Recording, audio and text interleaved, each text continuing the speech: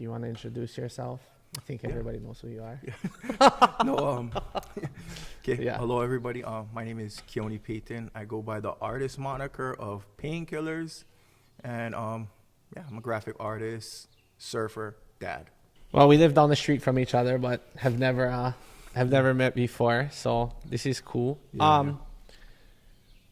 What is Hawaii like on the different islands? So you've been Oahu, Maui, Big Island. Mm-hmm. What do you think the main difference is between all of the islands? Big Island is way different. Big Island is, I would say, it's just a step above Molokai in regards to population wise and opportunities. We got a lot more opportunities over here. Like Molokai, you either work city and county, state, or Monsanto. That's a real strange dichotomy of how that island works. But over here is super country, super family orientated, and everybody, and that's kind of cool. You know what I mean? Like even though you know how it is in the morning, like there's traffic out here in Puna, every morning, but there's still a common respect that you gotta let one person in before you. You come up to the thing, or you an asshole. You know what I mean? And they go, remember your car, the fucker's an asshole. And we still live in Coconut Wireless, so everybody in this fucking island will know you an asshole. Post you on Big Island Thieves. First thing in the morning, 7:30. It is brother never let me in. Facts, bro. Yeah, that's what I think about every day at the top of Kaloli. I'm like, if I don't let this brother go, I'm gonna be on Big Island Thieves first thing.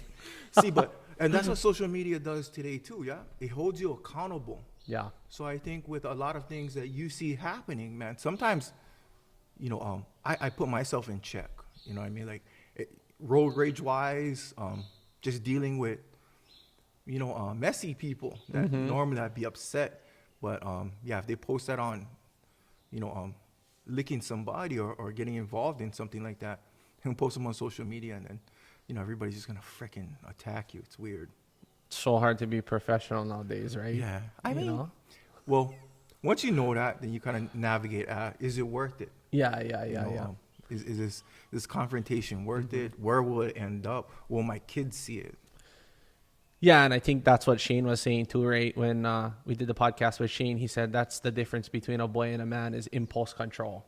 Like, can you think about the actions, or are you just doing them?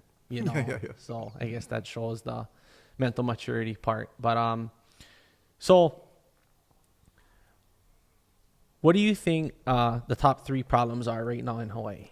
In Hawaii, the colonizers, the tourists, and there's nothing. It's the tourists, even commerce. So there's nothing that protects kanaka here. Like there's nothing. There's no laws in place. There's nothing that supports kanaka. Now we have a Japanese chain of commerce, a Portuguese chain of commerce. I have never seen a kanaka chain of commerce. It's not there. It doesn't exist.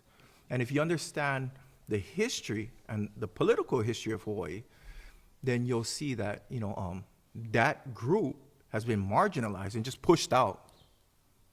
So that's kind of how I got more into politics too. Is because once I had a little bit of success from clothing and design and being an artist, and it came back like, okay, I have a pretty decent following.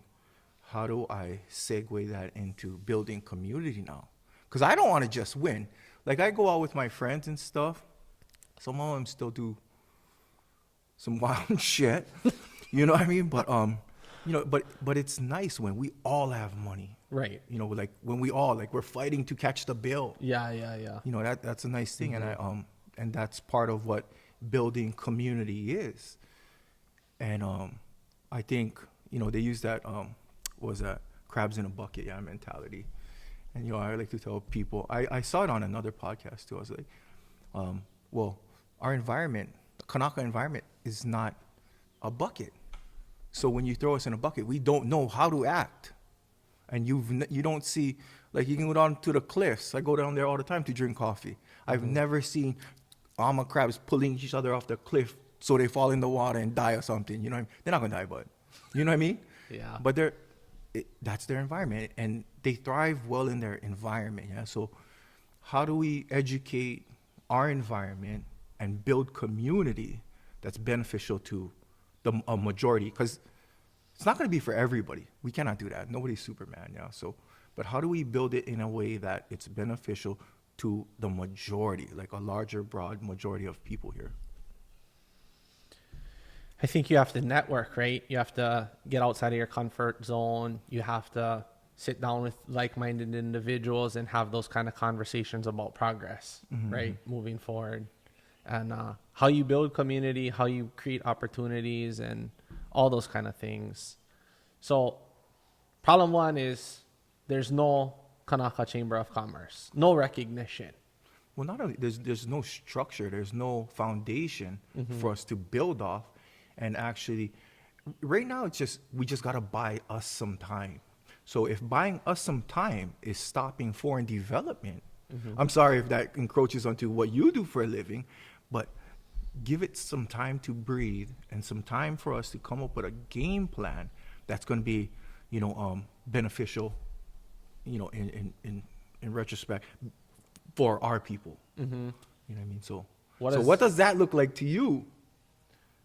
Because I know you're forced with that those choices too. Like, okay, so I can get this project, and I get 15 employees. How many employees do you have? Well, I don't have any employees, but I have over 40. Well, you got a network. Yeah, so, 40 people. So that 40 for certain plus. jobs. Yeah, over 40 plus. Okay, so Yeah. with 40, that's a team. Yeah. That's almost like employees. Free. What is it called? Free agent almost. Yeah. But you want to employ 40 people. Like that's the goal. Yeah. Fuck, we all going to eat. But then now it comes to, okay, well, this guy is from China. 40 of us going to eat. But then after that, it's all for mainland people. We're going to get pushed out because now the property taxes are going to go higher. And that's another part of the equation too. But cost of living for us go up, opportunities disappear. So, how do we solve that too, even in your industry? Like, what would be some of the solutions that you think we could come up with or implement so that it protects locals maybe? So what we've tried to do is we've tried to create this integrated process, right? So without going into a whole real estate situation, basically what we've done is we've tried to use the money for the projects from local people. So say, okay, I come to you and I say, okay, Keoni, I'm going to build 5 houses for local families. Would you like to fund the project? So all the interest that I pay is going to go to you. Local people back in my community who are going to spend the money here and better our own infrastructure, right? Parks, schools, roads, whatever it is. We're trying to keep most of our money right here. For sure. So through the process we created, we're trying to borrow money from local people, so we pay all the interest back and the money stays here. Then we're employing all local people to do the jobs as well, right? So framers, drywallers, everything, every trade you can think of, to real estate agents, to escrow officers, to cleaners, everybody is eating, like you said, off the project. And then if we sell the house to a local family, now you've created this fully integrated process where this whole project has become local, right? From the money you borrowed to the people you had do the job to the family you sold it to. And so for me, a big part of what I do is I really try to look at how development and cultural integrity can blend. So when I look at a project, that's why I try to, after I clear a lot, like if I can save the ohia trees, I'll save as many as I can. And then we'll go back in and we'll put native plants back in, because you cannot just take. You need to give, right? So that's what we've tried to do. And so it's been an interesting process. But we try to find a balance between the development and also how right, that's the challenge that I think I face all the time with development, is how do we merge the cultural perspective with the development so that the development is culturally acceptable. I think that's a I'm not sure there's a single right answer, Yeah, you know. of so, course. so you must catch some slack here and there too, Yeah. you know. But I like it, you know. I found out about you because I saw the kids project. I was like, oh, this is pretty fucking cool. Yeah, yeah. I like that, and that was the first thing. And then I follow Fuzzy guys too, so I wanted him to kind of like, I wanted to do a project with him where I say, okay, so let's do a project together and let's document the whole thing. Say if and let's see if we can use zero capital. Like, how do we do that? How do we use zero capital?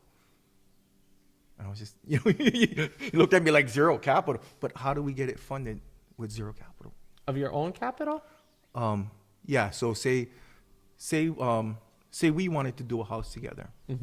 So say, okay, the lot is this much, the build out is going to be this much, and the labor is going to be this much, and then, but it's going to go on the market for this much. So how do I say, okay, let's do that, and where do we go get the money from? Can I pull equity? So say my grandma has a house paid off. Now I don't have money because I just came out of prison, but my grandma trusts me, and she's willing to co-sign for me or can we, that's the problem solving I think needs to be brought into the conversation and kind of implemented on on a more local level, because we're multi-generational families in a single home. Yeah. So how do we branch off from that and solve that problem where, okay, I gotta live here because the cost of living is too high, but how can I just start this process of what maybe grandma co-signing for me on something? You know what I mean?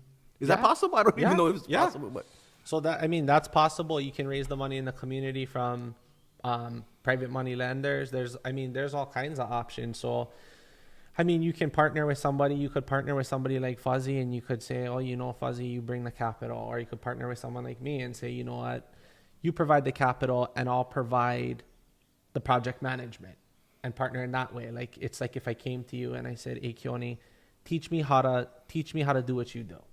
You know what I mean? You provide the education, I provide the legwork. You're like, hey, go pick up 100 shirts. Now screen print them, or whatever the process is, right? So you volunteer your time if you don't have money. And raising money, you can access, so you can do self-directed IRAs. You can do,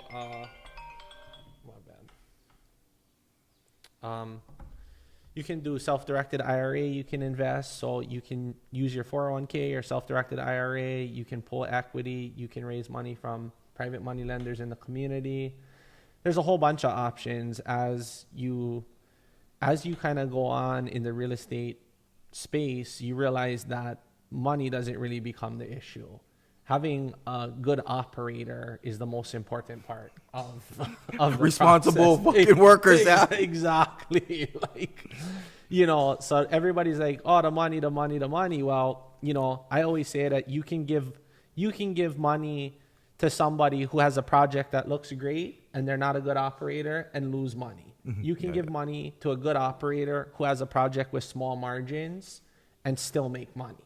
So it no longer becomes about where you get the money or how you raise the money. It's being able to see the project from A to Z. 100%. I agree with that. It's the same thing inside in what I do. Like, I can tell you what to do. I can give you all my contacts, Right. I can give you all my, resources, manufacturers and stuff, but it's at the end of the day, it's still going to be up to you. And if you're going to be disciplined enough to pull a fucking trigger. Yeah. You got to put in the work. Yeah. So how do you think you develop that entrepreneurial mindset? Selling drugs when I was a kid. Right. Yeah. So, you learn about marketing, because if you got good stuff, sounds terrible, but it's the truth. So if you have something that everybody else wants, I won't even say what product, and you're the only one with it, you can charge whatever the fuck you want. Yeah. You know what I mean? But now, you feed the boys. Mm-hmm. So you said, okay, I just want this much. Go dump this. I don't know who to dump it to, or work with, and then and then they do it, and the whole team makes money. Like your whole network makes money. It's gonna be a RICO case nowadays. I feel like if you kind of do that shit, so be careful, bro.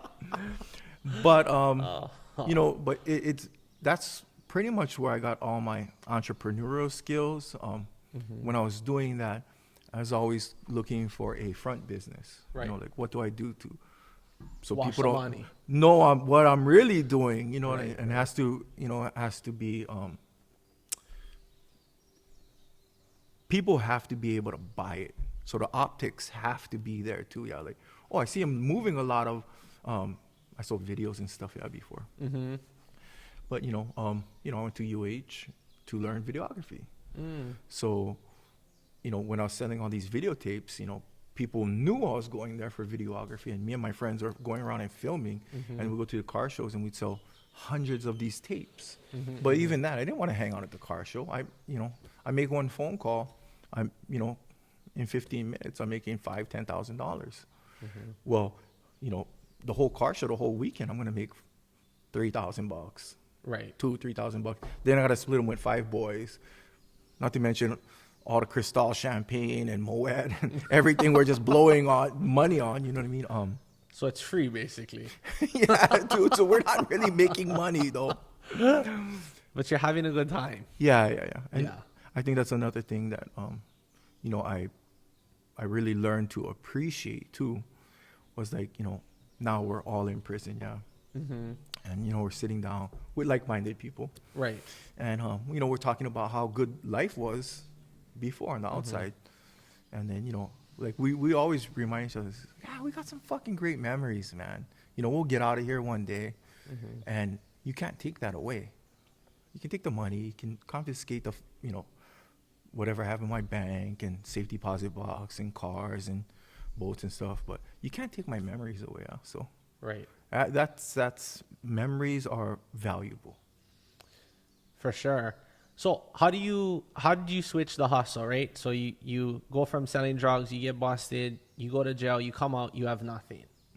And so now, right, like I always tell people you can take it all away and I'll get it back. But in that aspect, how'd you just switch up the game from the product to a different product? Yeah. Well, so I still understood marketing, and I knew how to, like, if I have a good product, still you have to have a fucking good product. And I actually took some marketing courses in the feds too. And what is it? It's like a tree, yeah. So if only 5 people know about your product, you can only sell to 5 people. So what you have to do is you have to have 1 million people know about your product. And then after that, not 1 million people is going to buy it. We all know that, right? So now we got to play the statistics. So out of those 1 million people, maybe 10% will buy. Now 10% is still, $100,000 or something. You know what I mean?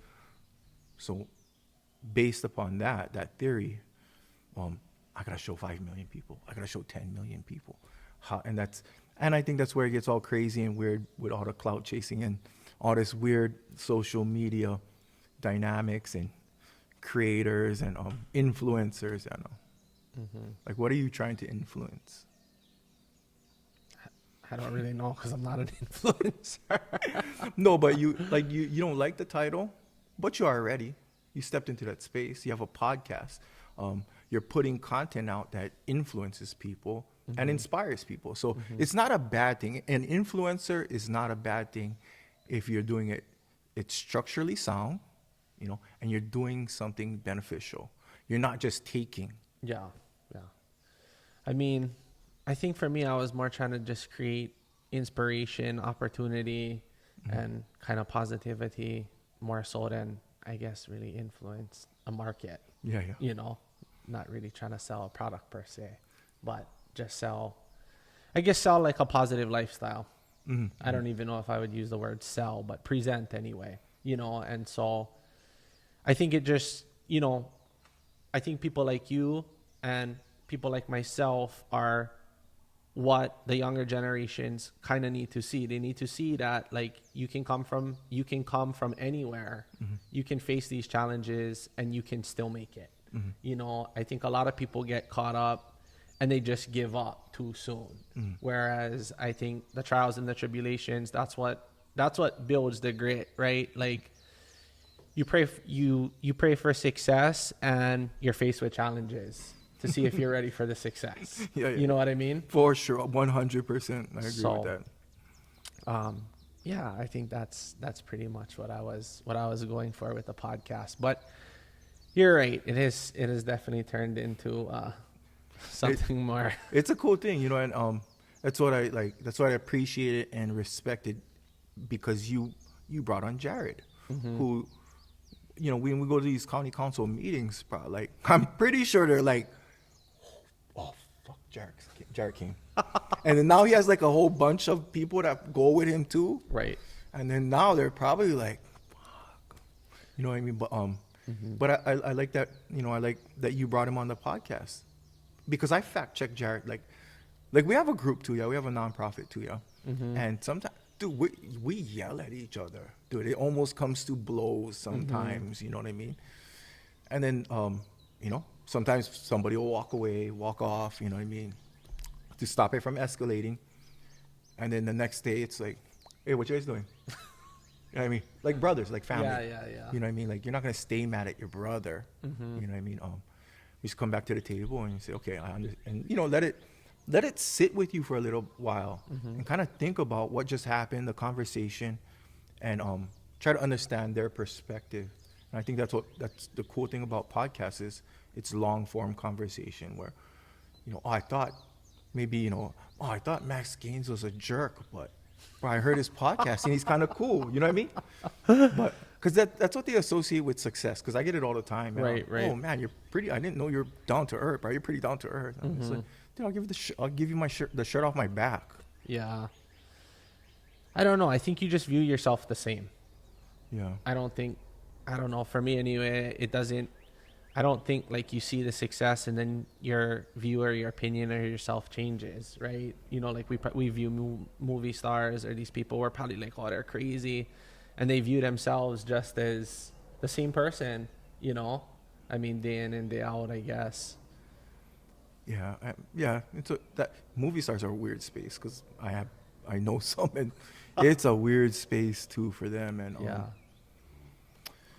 yeah, there's definitely something to be said with people that cannot let the fame get to them, that still want to do things and be community based. And you know, at times, man, you're giving up a lot of jobs. You're giving up jobs because you will have said something about politics or something that doesn't sit well with somebody, because they're divided. Yeah, you're red or blue, Bloods or Crips. You know what I mean? In that sense, but you'll have lost a job because you've allowed somebody to say something, and you're like, we just want to talk story. You know, there's nothing crazy about that. I want to understand that person's point of view and their lens and stuff, and so I brought them on, and we want to talk story. And you know, I don't necessarily agree with every guest that I have on my podcast, you know, but now I can understand. Now I understand where they're coming from.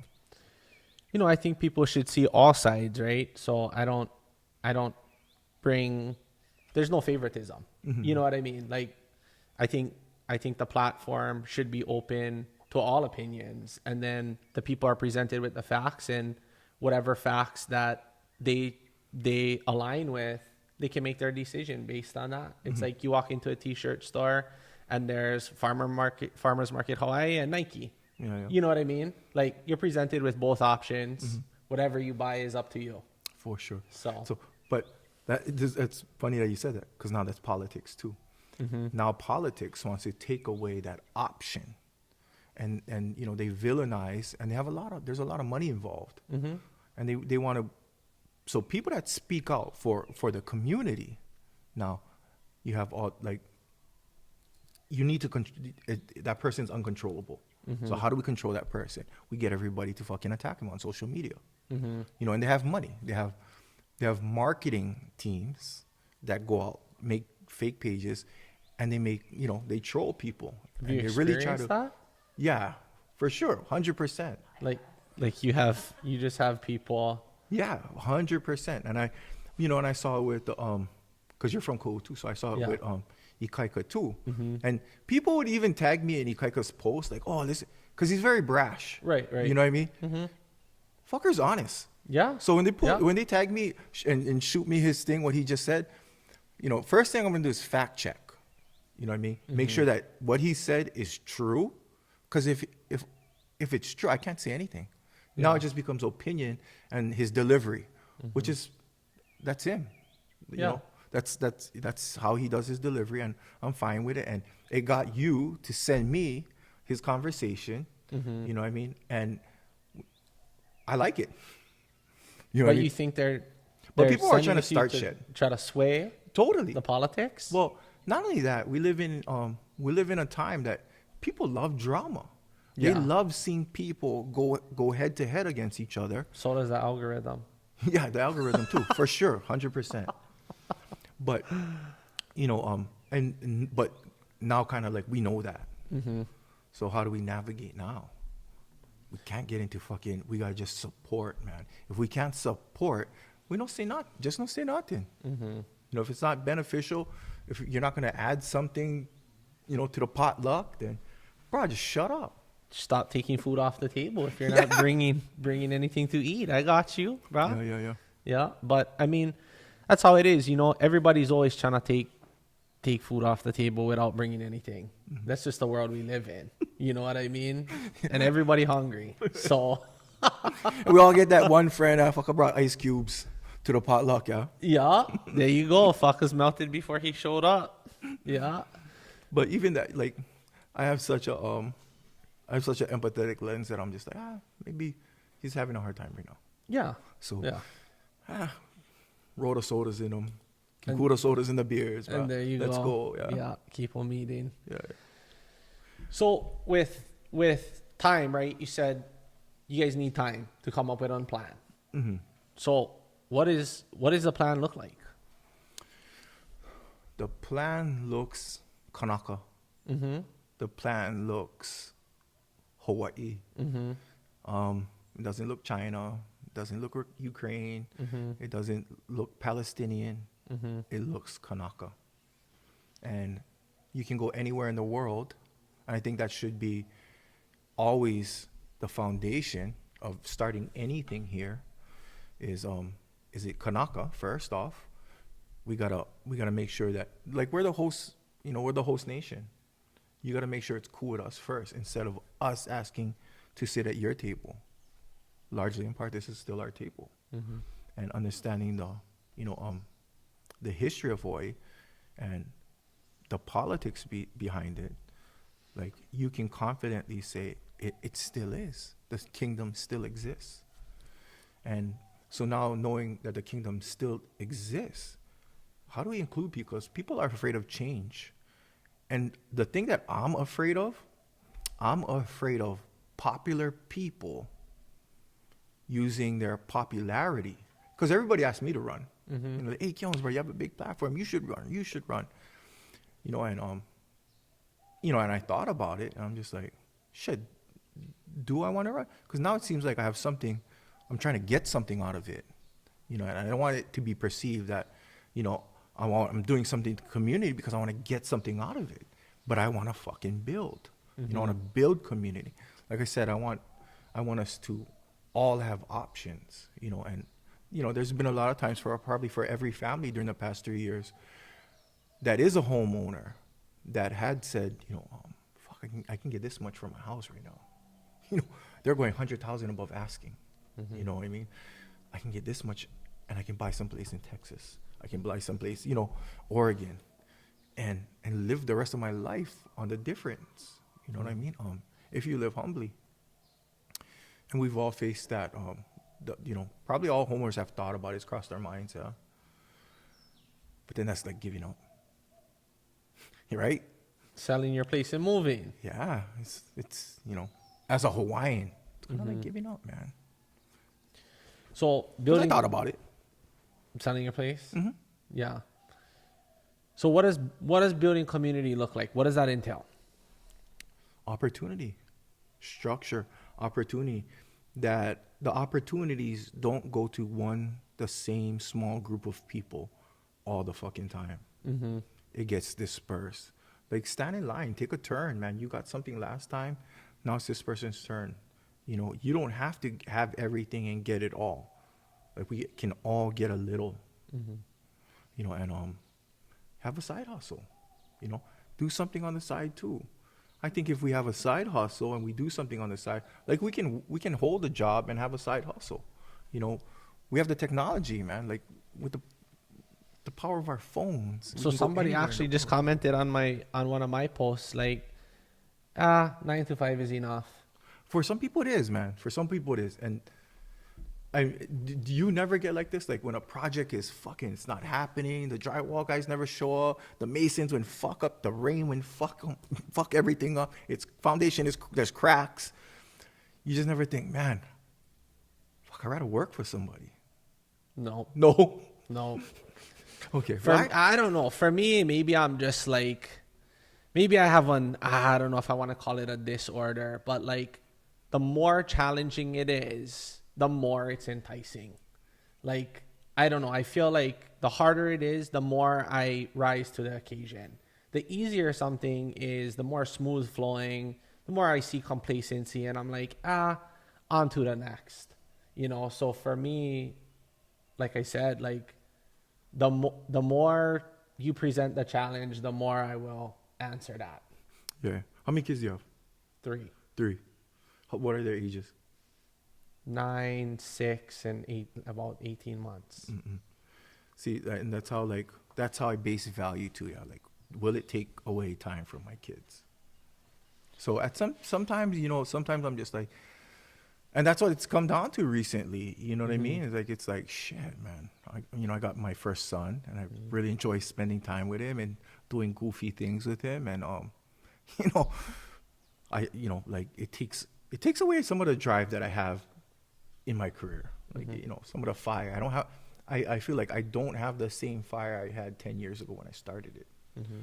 Because I have more kids. You know what I mean? Yeah. And you know, and I like doing stuff with them. Yeah. So I think you can't get the time back, but I think that for me, I just look at the end goal, which is to own the time.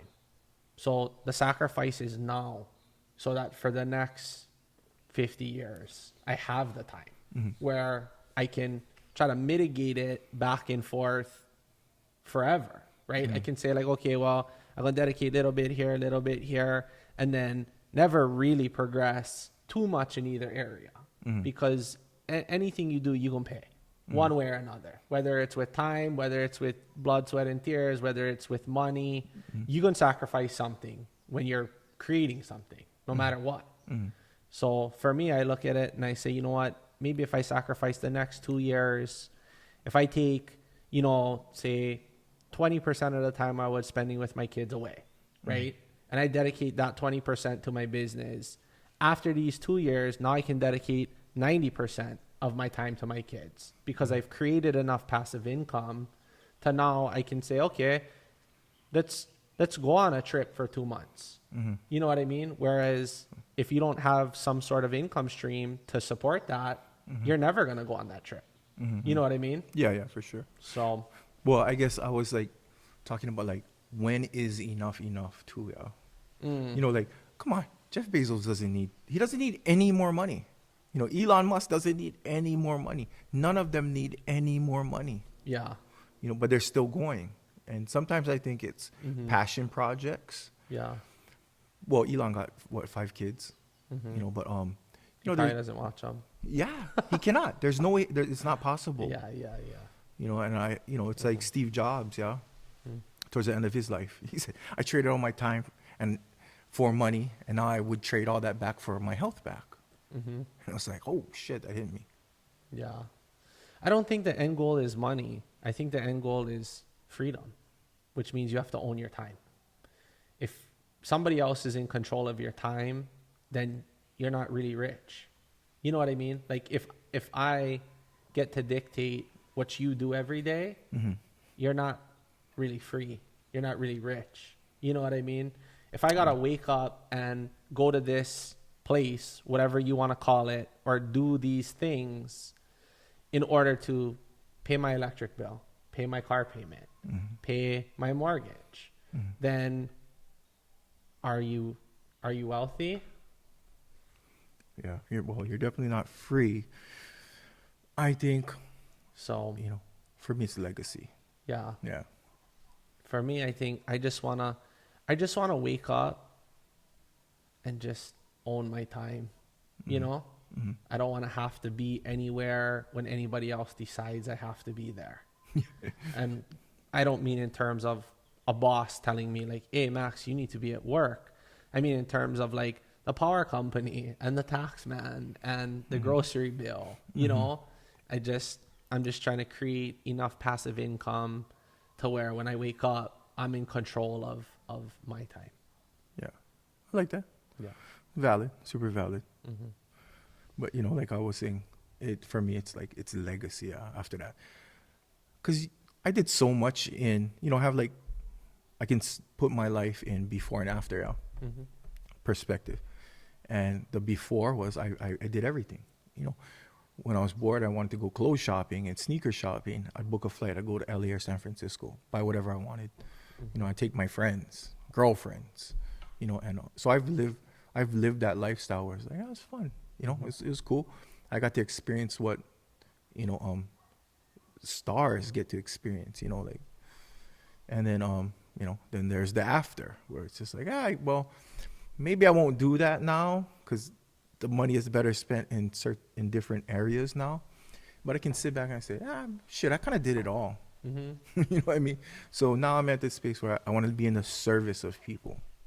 I think service is important. So what does the legacy look like? Kids. Kids? Yeah, my kids being smart, strong, independent. So how do you think we can create these kind of opportunities here for the kids? Like, what do you see that we can do to inspire and give them the best opportunities for their future? It's gonna come there it is. Now we circle back to politics.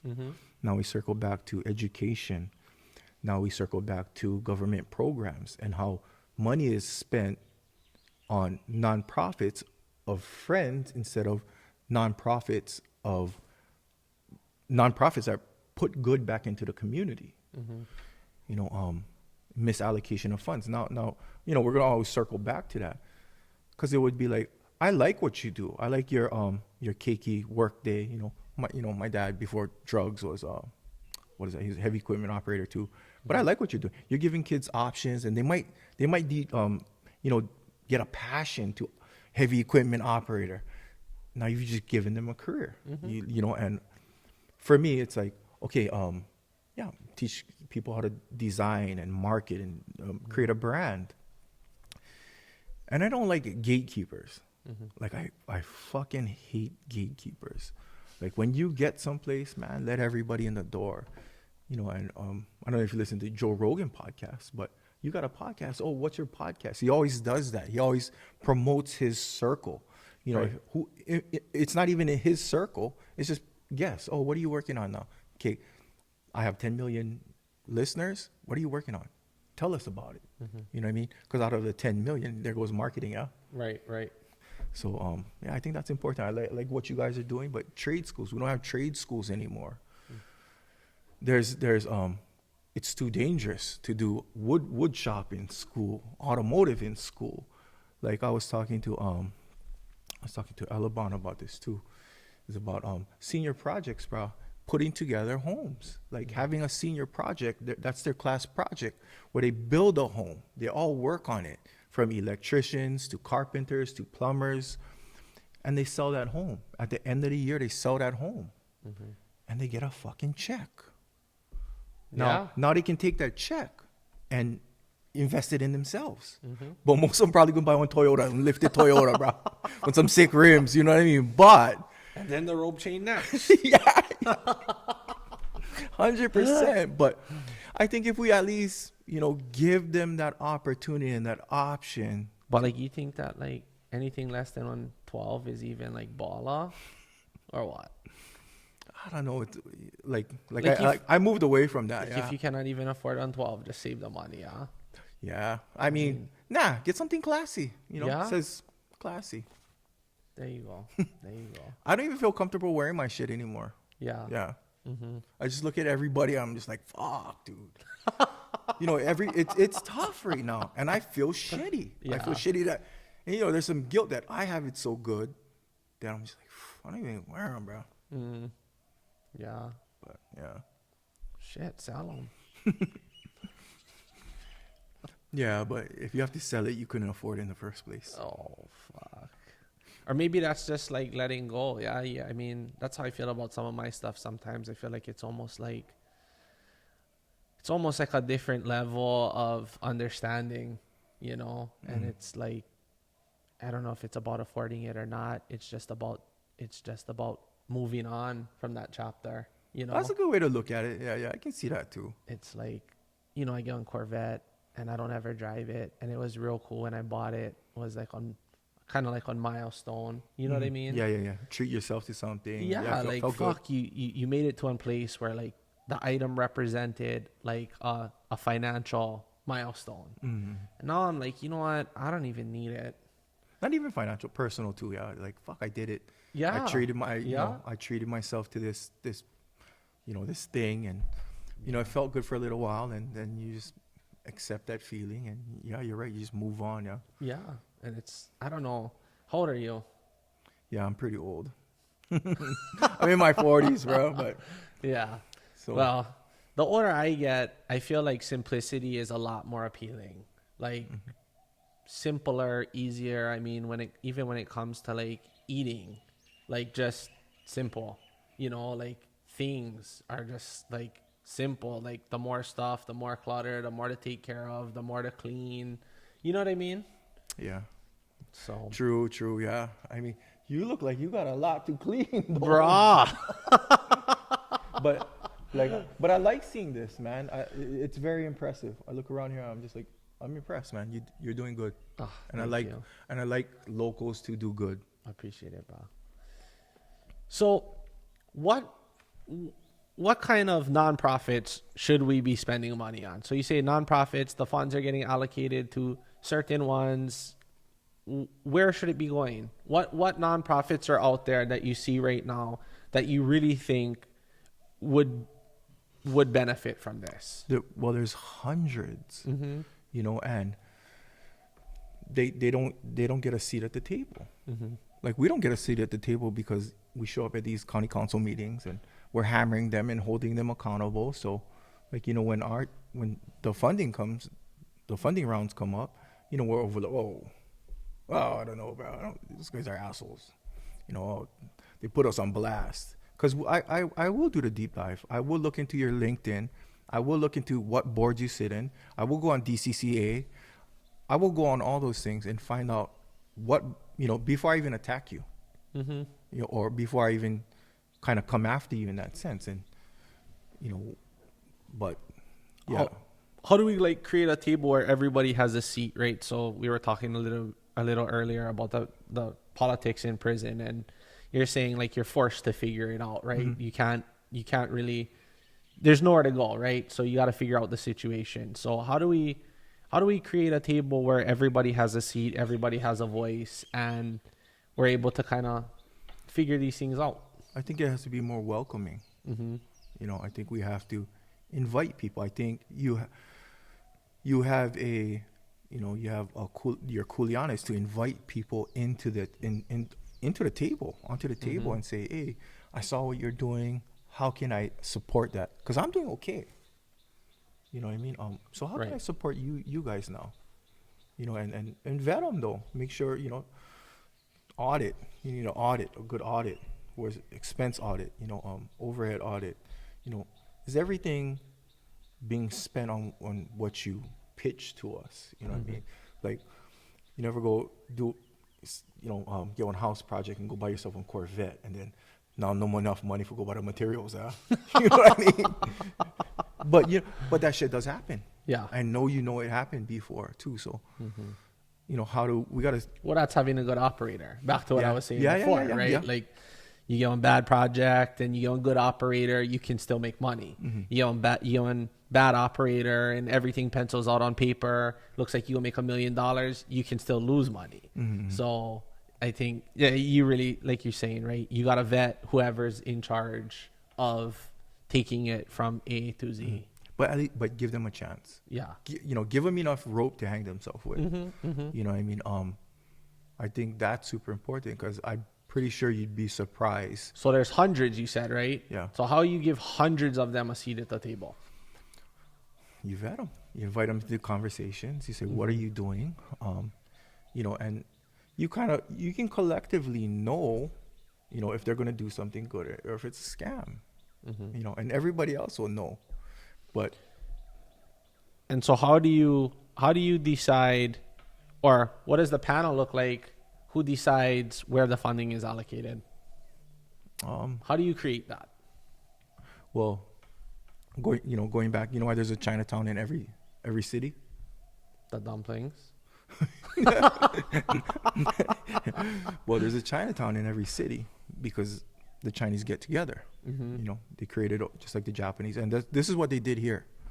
Well, back then they drew straws, so we would all come in with $10,000, and we draw straws for who gets the first chance. And I have a business that I want to start. You have a business. You have a business, and we pull straws. So we all come into the table and say, okay, boom. Now we pull straws. Who's next? And it kind of goes that way. So like if I'm third, you make the money, put it back in, and now it's your turn. Now you make the money, put it back in. Now it's my turn. And I kind of goes back to that almost. So could you just create your own table? We definitely could create our own table. I mean, that seems like the logical thing to do, right? Yeah, for sure. Is you just, any table I've never had a seat at, I've never wanted to sit at. Yeah. I just said, fuck, I'll just build my own table. Yeah, you know what I mean? And so I think that's another option, right? What does that look like? Well, so couldn't we kind of do that? We could. Well, there has to be a level of drive, discipline. Like, okay, so this is your space, Max. I don't know anything about construction, but I'm humble enough to say that I will work for you, and I want to learn it. So, I'll be your good for this whole project. Now, if the project's a year, I walk away. And you can pay me minimum wage. You know what I mean? Because I'm not focused on the minimum wage. As long as I'm breathing at the end of that project, right, I'll have this knowledge that says now I can do this project myself. Well, so how do you think we inspire the youth to do that today? I have people who ask me for jobs. They don't have a license. They don't have a car. They don't have tools. They don't know the trade, and they're like $25 an hour. And I'm like, what's going on? What's going on here? I understand. That's tough. I'm like, okay, so you can show up one day a week. You can catch the bus. You can borrow tools from the brothers at the job because you don't know your own, and you don't know what you're doing, but you want $25 an hour. Yeah. Yeah. So, well, we do what we can, yeah. And I think it's important that we do what we can and we allow them to fall off. We're not going to babysit them the whole time. But you wanted that opportunity. I'm going to give you the opportunity. Now, I think with that being said, understanding the parameters from the beginning of the project, like, okay, this is what I can afford. Okay, I can afford $15 an hour. You want 25, but I will give you tools. I have extra tools, so I'll provide the tools. And you show up to my house, you have a right to the job site. Now you can fuck that up. Now, if you fuck that up, there's somebody that's next guy. There's, I would say that nowadays it just feels like there's a shortage of responsible people, bro. That just like that. Everybody wants everything so fast and overnight these days that I don't know if it's a outdated mentality now, like sweat equity. I feel like that no longer exists. Yeah, nobody wants that because they look on social media and everybody has everything that they want themselves in their life. but they're not willing to work for it. They're not willing to take the time. That's another thing prison taught me, man. Prison taught me that you can isolate yourself from everybody, read as much books, and learn that space as well as you can, and then go work for somebody that is doing what you want to do. So I tell people all the time, it's just like, I know everything. I don't print shirts, but I know how to cut screens. I know how to lay emulsion. I know everything because I've done it to save money. Like, I can't afford to do this batch of shirts. So, hey, Kyle, like, I'll wash your screens for you. You know what I mean? But here's my design. Right. You know what I mean? And it's like, oh, okay. So wash 20 screens and, I'll give you a old screen, you reclaim it and do it. And then now he's helping you print shirts. And now it's like, okay, now I made a few $1,000s and now I can intern. But I understand that process, but now I can pay somebody to do that process because I don't want to be stuck doing that. So do you hire interns currently? Like, can people come to you and say, Keoni, I want an intern? I just pay employees. And if I see something like they're into it, then, I take them under my wing a little bit more. And I say, okay, you know what? Let's try this out. They'll help me pick clothes or style and stuff. I say, oh, you like that? People like that? You know what I mean? Oh, cool. I guess maybe if they like that colorway or they like that style, let's do a small run. And I'll pay for it. And you know what? Here's the cost. And you'll make a percentage of what we sell. But let's try your idea. And, we'll try the idea that it'll bomb. And it's not my fault that it bombed. You know what I mean? It's your fault. You said that, but you gotta let them experience that. And now I say, no, okay, now let's try my way. I have a formula and, kind of like a foundation, like the way I want to do it and how it's done. I said, let's try it my way. How long did it take you to come up with that? Is it like set or is it still evolving? It's always going to be evolving. Technology is evolving. Now we have the use of AI. So now for your captions, you get AI to write all your captions. You can shorten them, lengthen them, pick a mood, pick serious. You know what I mean? You don't really know what you're getting now, but having the kids even understand this new emerging space too is like, okay, well, you don't have AI. to. The AI space too. Yeah. And how to implement it, in moving forward. I have friends that do real estate, that they have virtual assistants, and the virtual assistants line everything up for them. I need one of those. Yeah, dude. He's out there. I need one VA. Well, you're probably gonna have to outsource. Like they use and just like you ever book a ticket on Hawaiian Airlines and you get the Filipinos, and you can tell we live in Hawaii, we can tell what the Filipino accent is like, and it's like, man, they're outsourcing what they should be sourcing here. You're Hawaiian Air. Yeah. But you're not using Hawaii people. But you're doing it to cut costs. Well, give us cheaper tickets. How is your ticket still more expensive than Southwest? Right. You know what I mean? So I don't know. Make it make sense, I guess. So what's the second biggest problem? So we need to kind of create this space, right, where we take a break, where we get this kanaka situation kind of situated. And after that, what's next? Well, to have a proper and true, voice, it's we need to be able to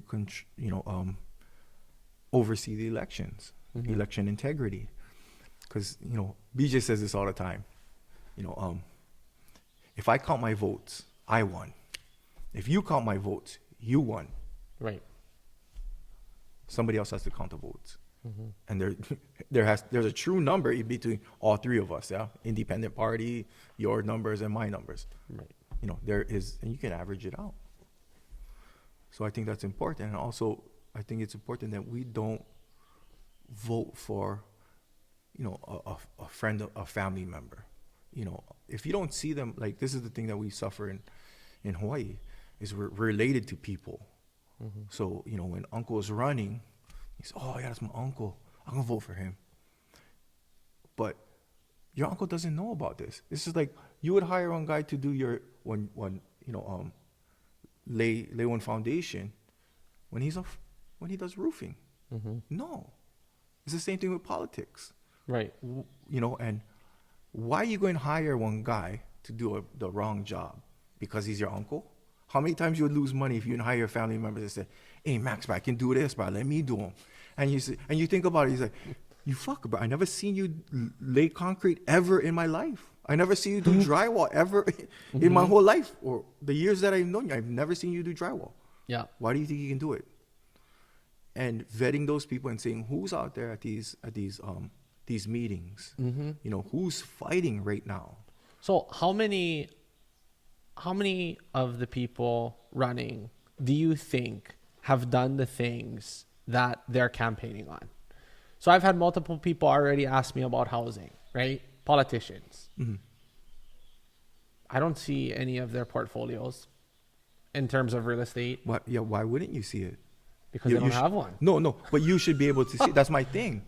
There's Right. no transparency. You should be able to see it. But what I'm saying is, like, you saying, right, okay, so the foundation, you don't do concrete, or if you do concrete, don't do roof. If you do roof, don't do concrete. Like, it's one thing to talk about something. It's another thing to be about something, right? We can all say, like, I can say, oh yeah, I can make one shirt. You know what I mean? But can I? Yeah. You can say, oh, I can build a house, but can you? Okay. Yeah.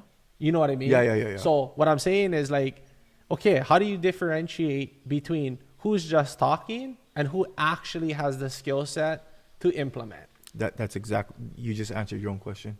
The people that's going out, showing up for these meetings, that's already in that space because they see the problems. Because they're going out to these meetings, they're pointing out the problems. So it's not just go over there and complain about everything. So what's the solution? Now you talk to them, what's a viable solution though? I understand the problem. So what's a viable solution? And, you know, how do we solve that? Because maybe that's more beneficial to you, but it's not beneficial to the community. Right. It always got to be beneficial for the community. Majority has to be beneficial for the community. Kind of like bids. You know, like if you're friends with a certain council member, you're going to get the bids, you know, the contracts. So I think what I see a lot, I'm no politician, and trust me, I'm not very political. But what I see happen a lot is I see a lot of people say a lot of things, and they all have one plan. Everybody has one plan, but the plan somehow doesn't seem to come to fruition. Yeah. So that's like what I'm saying, right, about one faulty operator, right? So why do we keep hiring them? Why do we keep electing them? I don't know, but you know, everybody's always talking about the permitting process and housing and affordable housing and all of this stuff, and year after year is the same problem. You know what I mean? And I only know that because I'm in the space. Yeah. Right. So I want to hear your solution. So what would you do for the affordable housing? Like, say you were the mayor. You know, so you have like you know, a little bit of weight on you. How would you solve the housing problem? Well, the first thing I would do would be get me an adequate team. Like I can be, for sure. I can be over here and I can be saying, yeah, this is what I'm going to do. I'm going to build 80 houses this year. And then when you say, well, Max, how you going to do that? Where's all your guys? And I'm like, well, I get like this brought over here and that brought over there. And I got one sister over here and we going to do them. Yeah. Like, okay. Yeah. So the first thing I would do is I would build a team that could efficiently solve the problems. So that would be step one. And then step two would be actually implementing the plan, right? Which for me, housing is the permitting process, right? So the permitting process takes a long time, which discourages a lot of people from building. Big time too. Then they keep adding more codes, right? Let's put more hardware. Yeah.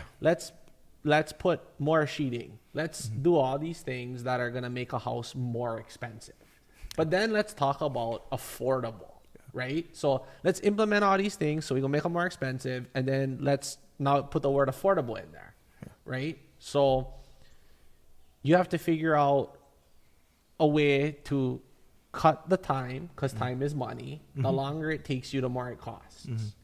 The more codes they implement, the more things they make you put on the house, the more expensive it gets. Yeah, your overhead's higher. Right. So I'm not saying we should underbuild houses, but I mean, it doesn't snow here. Yeah. Oh, Okay? for sure. So- 100%. So I don't know. We're building these roofs like we're gonna have one snow load, Mhm. and they don't change the zoning. Like, you know, everything is so expensive because you have a whole acre and you can put one house. If you could cut the costs 3 times by putting 3 houses, then you could save each buyer the cost of buying a whole piece of land. So you would need to create zoning that made it more affordable. You would need to streamline the permitting process, and you would need to stop implementing so many extra requirements. Now you got to insulate the hot water line. Why you got to insulate the hot water line? This isn't winter. Yeah. Well, Yeah. what are we doing? Yeah. You know what I mean? Like, there's houses from the plantation days with no more insulated hot water line. Still work fine. But the bug is hot. Yeah, You know yeah. what I mean? Oh, yeah, yeah. 'Cause I don't want insulated hot water line, and my water is hot. So there's all these things they keep implementing that's making building more expensive. But to actually get all that change, right? They understaff. You need more staff, but we know they understaff for years already. They don't increase the staffing. You know what I mean? Maybe a little bit, but not enough to accommodate. The growth. Right. So you actually need a team, you need a plan, and then you need to execute the plan. It's not enough to say, this is the plan. For sure. So that's what I'm saying, though, is how do you know who has the ability to execute the plan? Well, how do I know? Or, I mean, anybody know? Well, I mean, just yeah. in general, like if say I've never voted before, right? I've never voted, and I'm like, okay, I'll go and vote this year. Yeah. You know what I mean? Like Max and Keoni and Jarek, they're all up there, and they're like, cause we need voters. We Yeah. need you guys to vote. Yeah. That's easy. Nobody that's in office right now, because of the shitty political situation we're in right now, financial, political, geopolitical, the shitty situation we're in right now is because of the people in there right now. Don't revote anybody in. No incumbents. Let all new blood in here, or we're going to face the same problems. And we can. And it's at a breaking point. We can't afford to fucking face those problems already. Because if not, we're moving Texas. We're moving, Oregon. We're moving Washington. We're moving Montana. And so potentially the people that would be being voted in may have no political experience. What is political experience, though? To me, I think political experience is the ability to complete the task. So, like, I know that there's plenty of people, right? So they could look at me and say, oh, well, Max, let's get Max out of there. And let's bring somebody new in.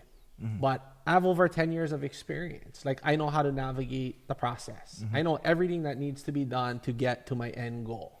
So now let's say, like, okay, we vote out the people who have been in there and have the experience, regardless of, I'm not talking about their political point of view, what they've done. We just look at solely experience based. Yeah. So now we vote out everybody with experience. Okay. Now we vote in a whole new batch with no experience. Well, it's not that they have no experience. That's the thing. We got to make sure that they do have experience. They do know how the machines oiled and ran. Right. And that's the thing. Like, Uncle doesn't know how this thing works because Right. he's not at these meetings. He doesn't understand the structure, the levels to actually solving that problem. He's just your uncle. So how do we figure out who does that the most efficiently? There, watch county council meetings. See who shows up. Right. It's real easy. There, with our smartphones, man, we can see who's fucking fighting for us. That's the people we got to get in. Right. And if he doesn't do what he promises us, he can get fucking fired too. you know what I mean? But we're gonna give him one chance. Yeah. Give him one chance and hire or fire.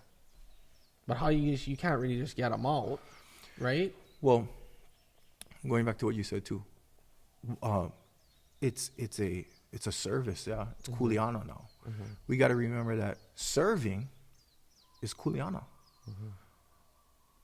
If the person doesn't want to kind of guide you, the incumbent, you can always say, hey, can you help me? I'm going to hire you as staff. Right. Your time is up though, but I'm going to hire you on staff and you can walk me through the process and, kind of help me because this is, if not, you're a political entrepreneur. You're doing this just for the money and the opportunities that politics creates. And that's the people we need to get out. And me coming in, I was like, yeah, I want to serve the community. That's the mindset. I want to serve the community. I want to strengthen the community. And I don't know what to do, but I have the resources now. I will have, when I get in, I will have the resources and I will just have the staff to solve these problems. And the best person is Brenton Ava, because he has Makana. Right. Makana just follows him around, films him. And, if somebody shuts his bill down, Right. we get to see who the asshole and shut their bill down. Oh, Right, Carl right. Rhodes. Fuck this guy. Right. You know what I mean? But we need that transparency and accountability too, yeah. Because, a lot of shit is just So how many years have you been voting? 2 2 years. No, wait. So 2, I voted for Kanye. When you had to, when you had to write his name, yeah? Yeah, but, but now going through this whole thing, because Trump said this thing about boycott Hawaii. And, I said this before. I was like, oh, boycott Hawaii, fucking howly. But I let it sit with me. Boycott Hawaii. I surf. Less people can come Hawaii. Please boycott Hawaii. Right. Boycott Hawaii, please. Right. That's a great idea, Mr. Trump. Boycott Hawaii. But at first, my emotional reaction was, oh, fuck you. You're disrespecting Hawaiians and Hawaii. And then right there, I was like, oh, boycott Hawaii. Yeah, that might be pretty freaking cool, man. So, yeah, I mean, now it's just, it's now I have a better understanding of that whole thing. And you can see us showing up at these meetings. Right. So it's, man, I'm doing all the work for you. All you got to do is just watch, give it some time, watch my things. I do lives and stuff, and I'll tell you why. And you can just pick the same people I'm picking. Yeah. Because I'm honest about it. So you've been voting for 2 years. Well, this is my second cycle, yeah. So Eight. what happened from you Well, not Kanye voting? didn't win. We Yeah, know Kanye fuck. didn't We thank God Kanye didn't win, bro. Nah, but even Kanye says wild stuff, man. There's the foundation of even the wildest shit that he says, man. I understand. I really understand. It's just like Ikaika. Ikaika might just say it like, "Whoa, dude, Yeah. you called who a what?" But I get it. Yeah. And that person needed to hear it, maybe in that way too. Right. So I think that's super important going into these things, like, having not voting for because they're popular, vote But for why them for vote? what they do. Like what happened? So however umpteen years old you are, you're not voting up until 2 years ago. Yeah. And 2 years ago, like, you was just listening to Donda and you're like, fuck yeah, I'm gonna vote for Kanye. Yeah, well, because I had the same mentality that I thought my voice didn't matter. I thought, I let the trauma of the generational trauma, blanket my kuleana. It's my kuleana to vote now. And you got to understand. But you have to, when you accept that lens of service, you understand that you're responsible to make your space better. And that comes with voting. And it's the only way to change it. And understanding that, we have to use, I said this before, we have to go from a macro to a micro lens. So we can focus just on the community problems. Because we can change this moku. We can change this moku. We can't change Kauai. We can't change Maui. It's not our responsibility to change those places because we don't live there. It would be, so when all the Oahu people are voting for what we should happen over here, I find it disrespectful. Right. I also find it disrespectful that there's taxes added for a rail that I didn't want fucking built. You know, but we're paying for it. Why you don't charge me more when I go over there and I use them? You know, Right. if I have an ID, which everybody has ID, show ID. If you're a resident of Oahu, you get it for this much because you paid for it. You're not a resident from Oahu. Like, let that lay in the county's hands, though. What happens is it's been taken out of county. County is what we can control. County is where we live. You know, you need one permit. Who you go to? The county. The county. You don't go to the state. Well, we will complain to them soon. Yeah. No, but that's what I'm saying. Voting for the right people, man, it'll make it a lot easier.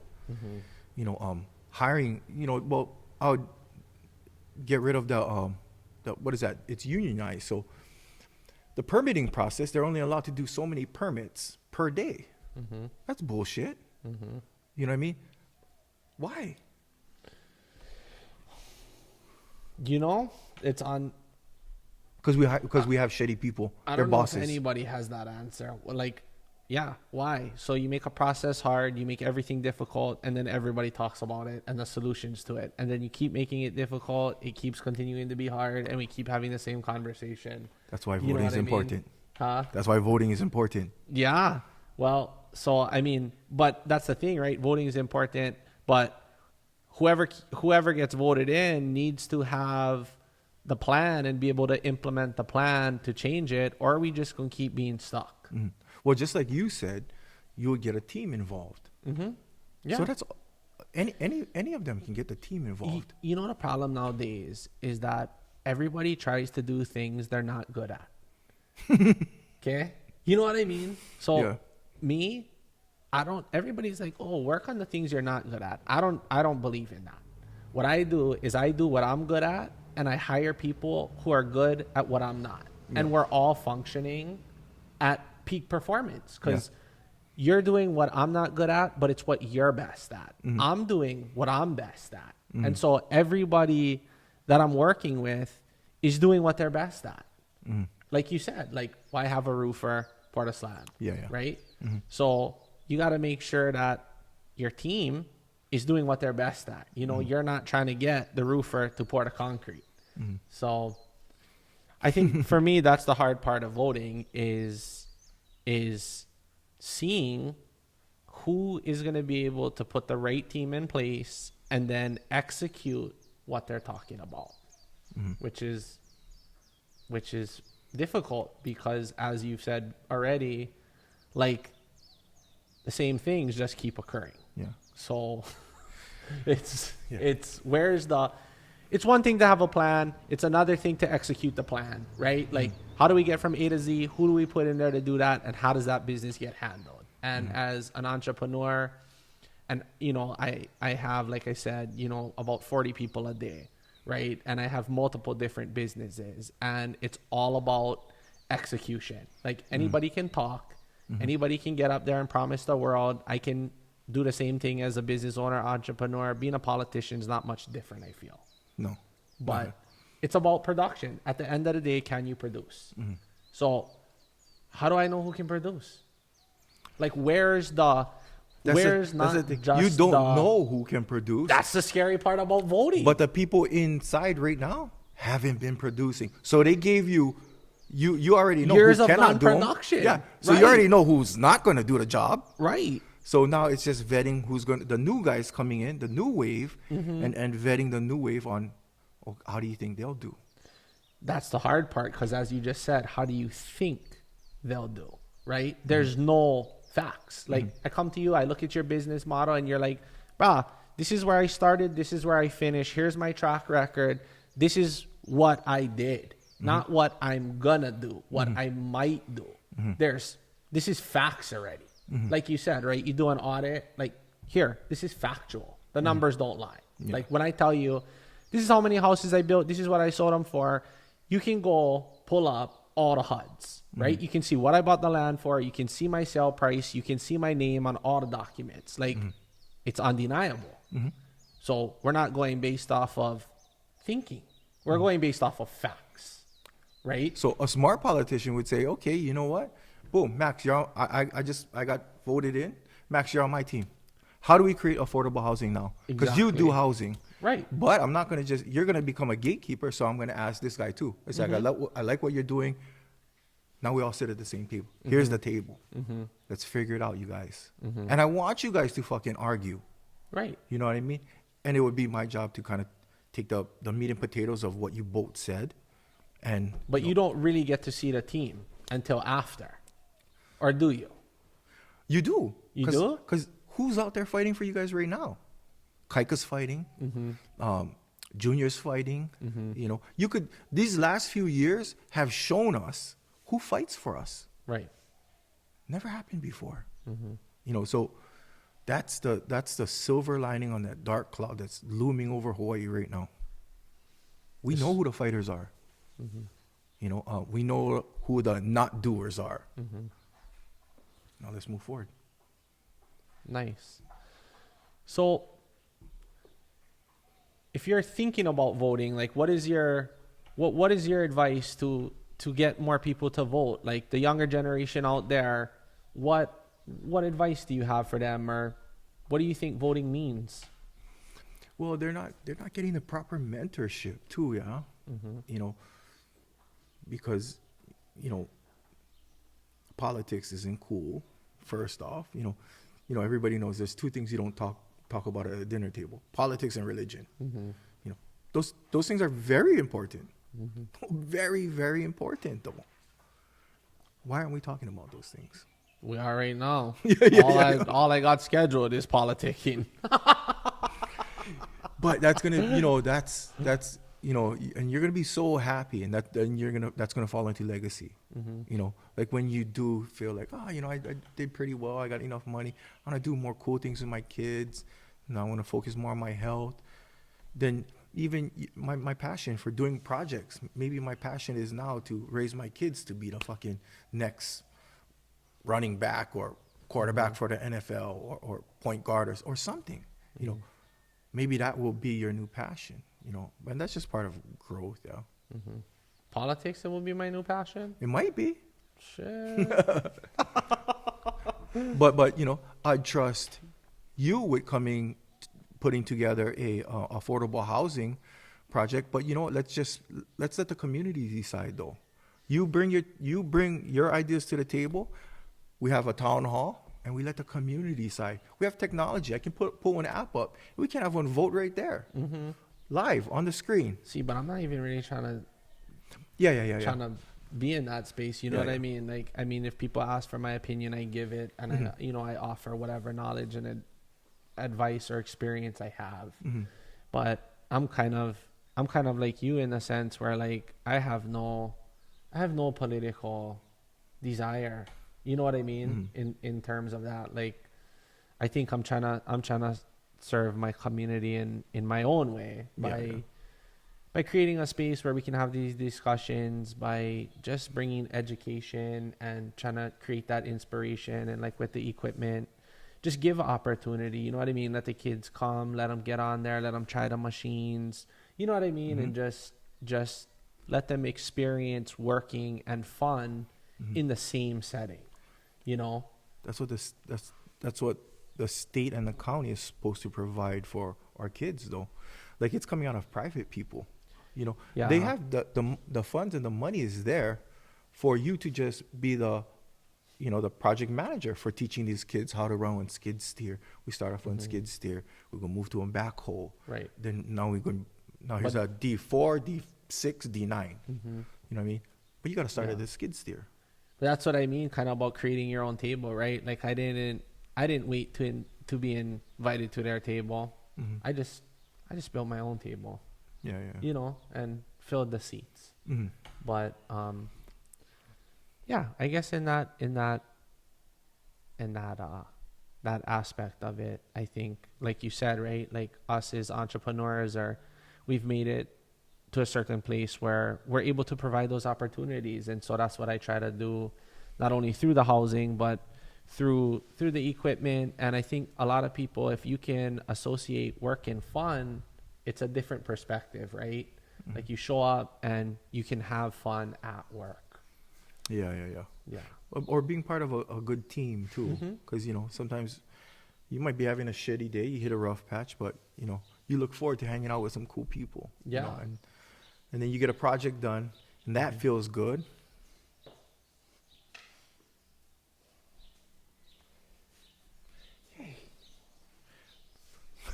They're going off, yeah. Bruh, What's up, they're bro? here.